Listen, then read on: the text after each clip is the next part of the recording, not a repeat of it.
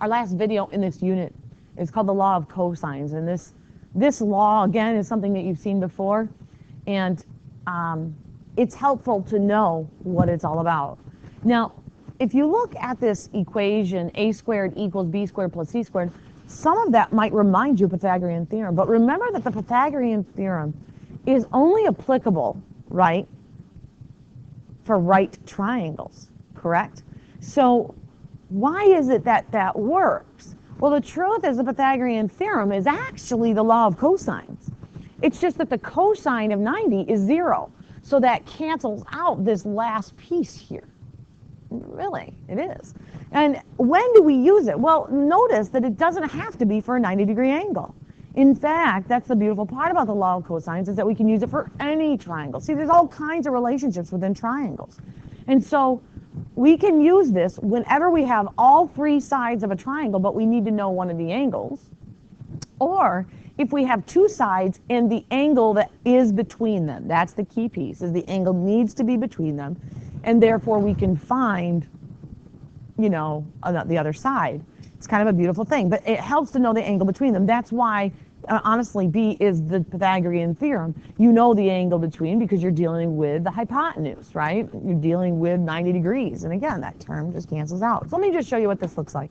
Here I have A, notice the lowercase, right? A equals 4, C equals 6, and we've got angle B is pi over 6. Find B.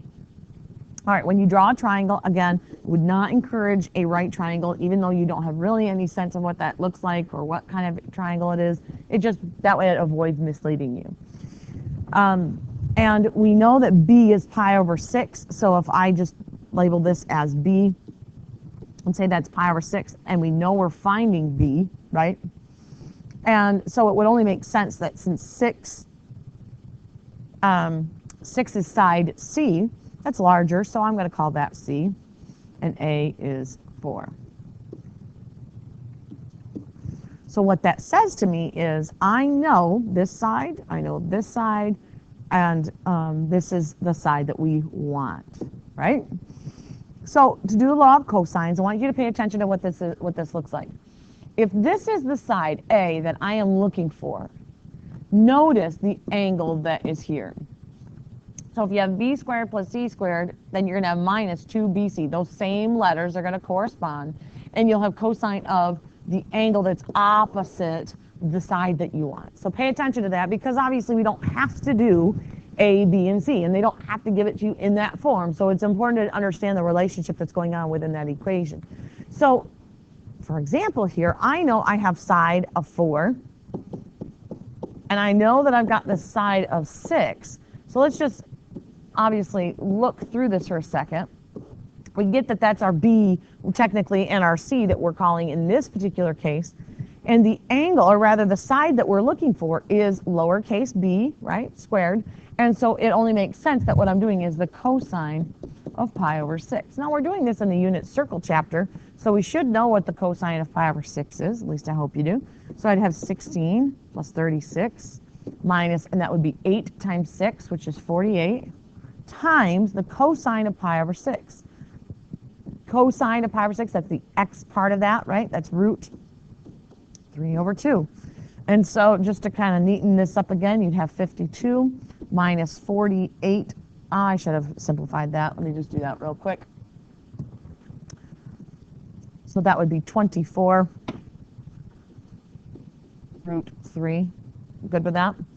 And so if I want to figure out what B is, I would have to figure out what that is, 52 minus 24 root 3. I'm doing it here. And then I would get B squared equals 10.43078, la la la la la, right? So B equals, and I would want the square root of that answer. And I would get 3.229671906. Okay? And so that's how you use the law of cosines. It's as simple as that. Well, what happens if we change the letters? Let's just think about this. I have to find t. So when I write that equation, I'm going to write that as t squared equals, right? That's what I want to find. So that would mean I would have r squared plus s squared minus 2rs. Notice how those letters are the same ones that are next to the 2. And then I'm going to do the cosine of angle t, the one that's opposite the side that I need. So now my equation is written as I need it. So I can do 11 squared plus 12 squared, again, minus 2 times 11 times 12, cosine of 2 pi over 3. So 11 squared, 121, plus 144. And I would have 22 times 12. And of course, that gives me 264. So I have minus 264 times the cosine of 2 pi over 3. So that would be negative 1/2. And so I would divide that 264 in half. But notice the negatives cancel each other out, making that a positive 132. Are we good with that? And so when you add 121 and 144, you'd get 265. So add that together with the 132.